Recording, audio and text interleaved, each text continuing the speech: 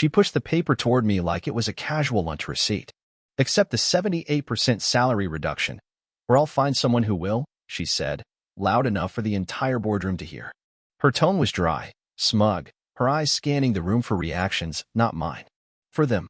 For the staff. For the power play. And they all laughed. God, they laughed. That was the moment I stopped loving her. My wife, Vanessa, wasn't just my partner at home. She was head of HR at the same firm I'd helped build from the ground up. We used to joke that we were a power couple. But somewhere along the way, I became just another pawn in her little office kingdom. The way she dropped that ultimatum, in front of everyone, no warning, no mercy, it wasn't professional, it was personal. I didn't say a word. I just looked at her, really looked, her perfect smile, her rehearsed composure, the way she adjusted her gold necklace like she was posing for an invisible camera. That wasn't my wife. That was someone playing a role. I need 44 hours, I said calmly, not even blinking. She raised an eyebrow. 44. You gave me a choice. I'm taking it. She smirked, already turning to shake hands with our CFO like the matter was closed. I walked out of that room without looking back, my spine straight, my jaw tight. I could hear whispers trailing behind me, echoing off the marble floors. That night, I didn't go home. I drove until the city lights blurred. Until her perfume wasn't in my lungs. Until I could breathe. I parked in front of the first bar that looked quiet and dim, walked in, sat down, and ordered a whiskey neat. I stared at the glass, not the TV behind the bartender, not the couples making out in the corners, not the missed calls piling up on my phone. Then I made one call. Just one. To Ryan McLean, CEO of our biggest competitor, Novatech Dynamics. You still waiting on me? I asked. He didn't even hesitate. I've been waiting for you to get pissed off enough. By midnight, I had an offer letter in my inbox, 3 times the salary, complete creative freedom, and a seat at the table. I forwarded it to my personal email. Then I poured another drink. I got home at 2:36 a.m. The house was quiet. Too quiet. Her car was there. Her shoes were lined up neatly in the hall. But she wasn't in our bed. I heard laughter downstairs. Not TV laughter. Real, breathy, tipsy laughter. Hers. I moved silently. Past the stairs. Toward the dim light under the kitchen door. I pushed it open. And there she was. Vanessa. In my hoodie. On the kitchen counter. Laughing into the chest of some guy I'd never seen before. He was younger. Fitter. Wearing my goddamn cologne. She saw me and didn't even flinch. Hey babe, she said, sliding off the counter like she was getting up to fetch me a drink. Didn't expect you back so early. No guilt. No panic. Just audacity. The guy stood frozen, like a deer on black ice. I didn't even look at him. My eyes were on her. Only her. I thought we were cutting back, I said, my voice steady. Didn't realize the budget included house guests. She smirked. Oh please. Don't get all dramatic. We've both been bored for months. I just had the guts to admit it. I stared at her. At the woman I used to build dreams with. And all I could think was, this wasn't the betrayal, it was the reveal. The mask was off. This was who she'd been becoming, slowly, piece by piece. I accepted a new offer tonight, I said. Oh, she replied, leaning against the fridge, arms crossed, pretending to care. Please tell me it pays more than your ego. I smiled for the first time that night. It pays enough to buy this house back when the bank takes it from you. Her smirk faded. Just a little. Just enough. This was only the beginning. And I hadn't even started yet. She didn't answer right away. Her eyes flicked to the guy beside her, still frozen like a statue, then back to me. You're bluffing, she said, but her voice dipped, her confidence slipping under the weight of my calm. I don't bluff, I said, pulling my phone from my pocket and opening the offer letter. I turned the screen toward her. I start in 2 weeks. Her face didn't twitch, but I saw her throat tighten as she swallowed. Novatech, she said, trying to sound unimpressed. Really? You're crawling to them now. They didn't make me crawl, I said. They opened the door and pulled up a chair. She let out a laugh, sharp and bitter. Good. Go play king over there. Maybe someone will finally kiss your A** like you've always wanted. I stared at her, and for a second, it was like I was seeing her for the first time. The way she leaned on cruelty like it was charm. The way she used people like ladders, then kicked them down the moment they reached her level. Don't worry, I said. I'll be out by the morning. She blinked. Wait, what? You wanted to humiliate me at work. You did. You wanted to rub some new toy in my face. Congrats, you nailed it. But you don't get to enjoy the fallout. I'm not giving you that. She rolled her eyes and turned to the guy, who had finally found the courage to speak. Maybe we should go. Ness, he muttered, clearly regretting ever stepping foot in our home. She ignored him. What are you even planning? You think leaving first makes you the hero? I leaned in slightly. No. I think leaving first means I don't have to watch you rot.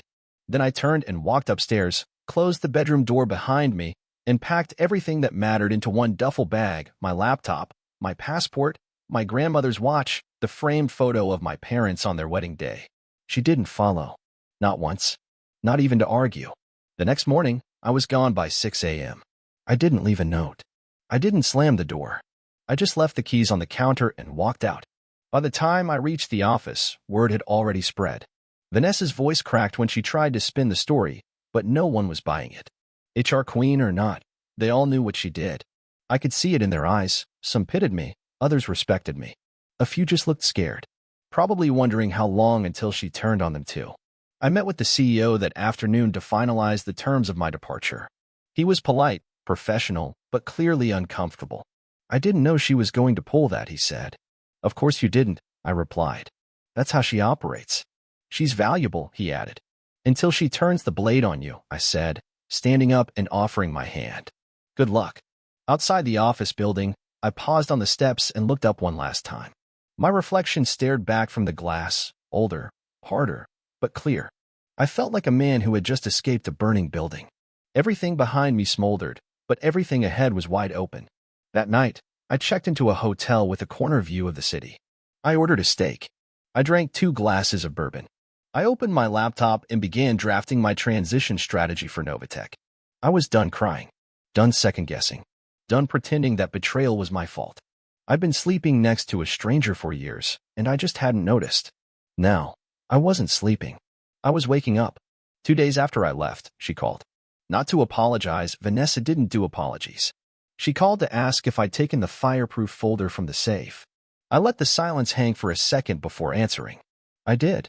A sharp inhale. That wasn't yours. Neither was half the money you blew redecorating your office. But here we are. She hissed through her teeth. You have no idea what you're doing. I do, actually. I'm protecting what's mine.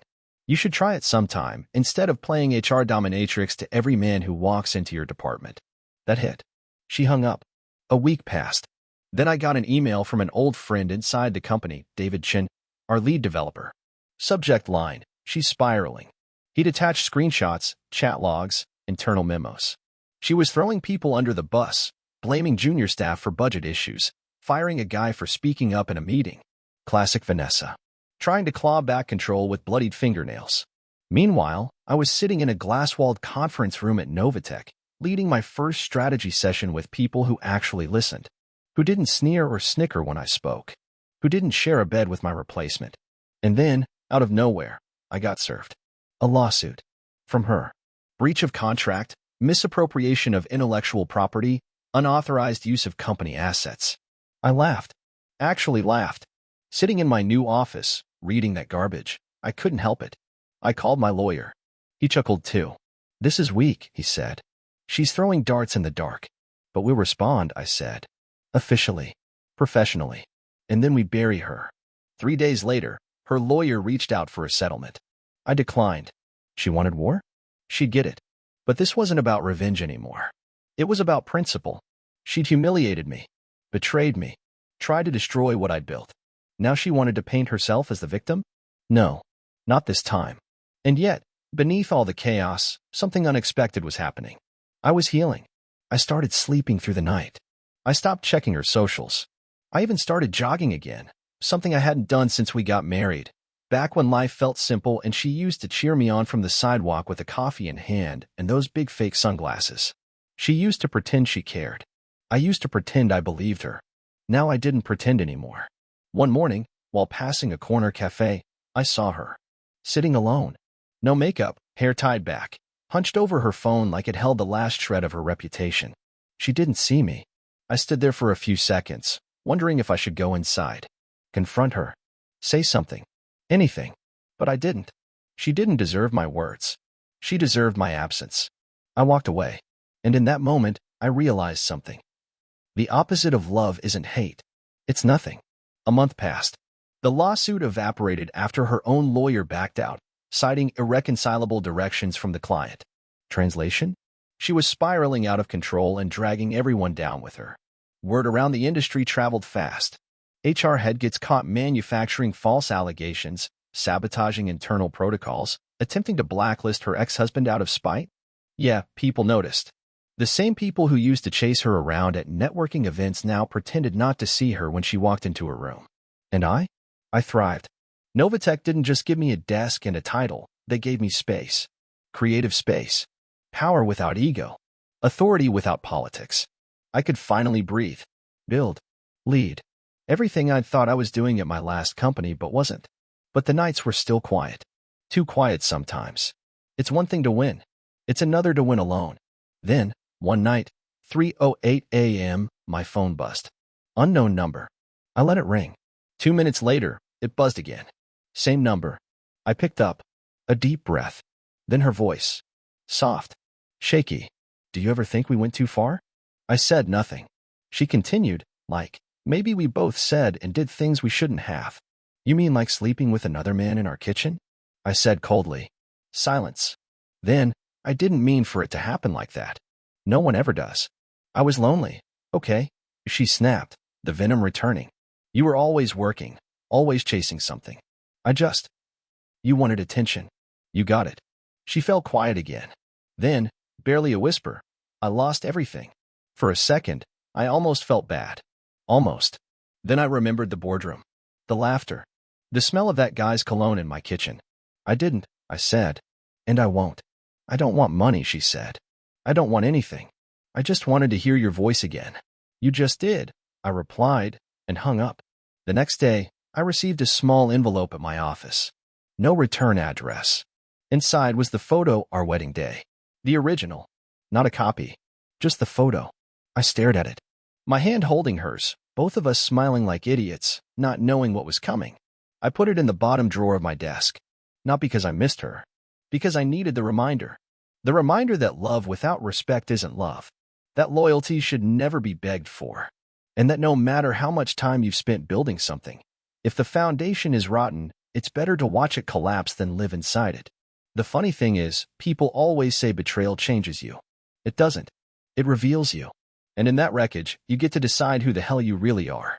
About 2 weeks after the envelope, I got an invitation to the company's annual winter gala. The one I used to help organize.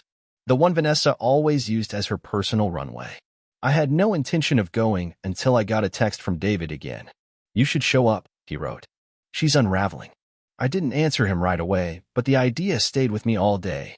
That night, I stood in front of the mirror, fixing the collar on a navy suit I hadn't worn since our last anniversary dinner.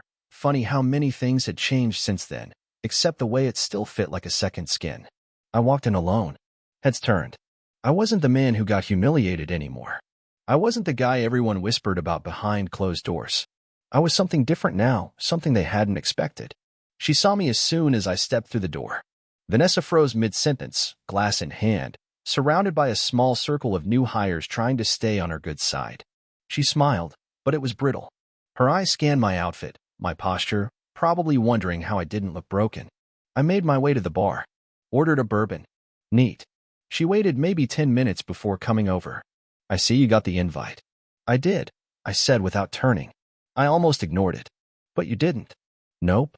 She stood beside me for a second, just breathing. She was wearing a new dress, expensive, tailored, but nothing about her presence felt powerful anymore. Just hollow. They're not listening to me like they used to, she said. I was flicking toward the execs across the room. They talk over me. Smile politely. Then do the opposite. Guess they see you now. That's not fair, she whispered. No, I said, finally turning to face her. It's accurate.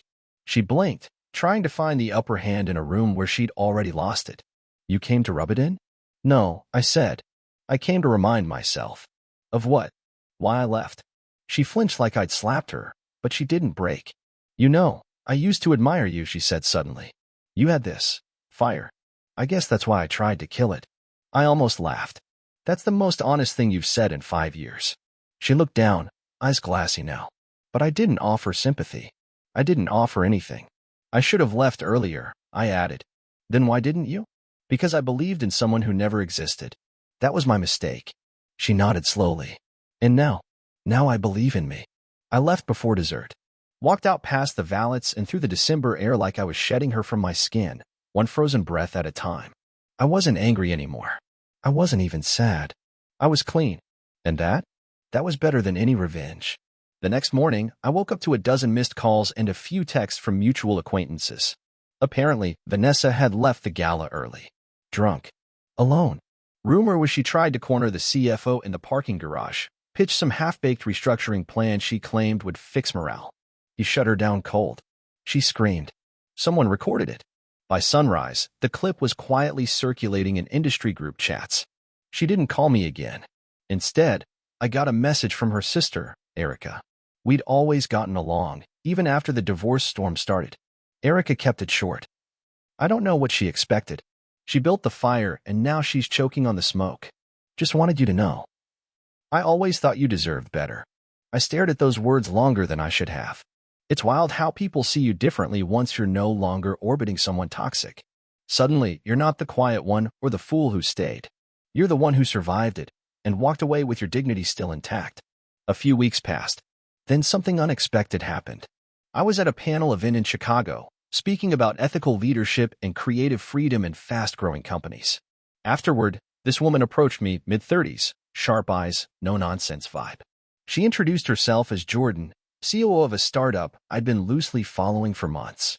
We got coffee, talked business, then life, then more. She didn't ask about Vanessa, but I found myself telling her anyway. Not the whole saga, just enough. She didn't flinch, didn't judge, just said, sometimes poison looks like perfume. That line stayed with me, maybe forever. Vanessa, meanwhile, faded out of my world like background static. I heard she was put on leave. Something about creating a hostile environment. HR irony at its finest. One night, while scrolling through my inbox, I found an old message from her, dated a year before the boardroom stunt. It was short. Dinner's cold. Where are you? At the time, I was finalizing a huge deal. I remember seeing the message, ignoring it, thinking I'd heat up the plate later. I never did. It hit me then. I didn't lose Vanessa when she brought that man into our home. I'd been losing her, silently for years. We just finally gave up pretending at the same time. And that was the truth I'd been running from. Not the betrayal, not the spectacle, but the slow, silent rot between two people who stopped being us. Now I don't chase ghosts. Now I chase what's real. Spring came fast that year.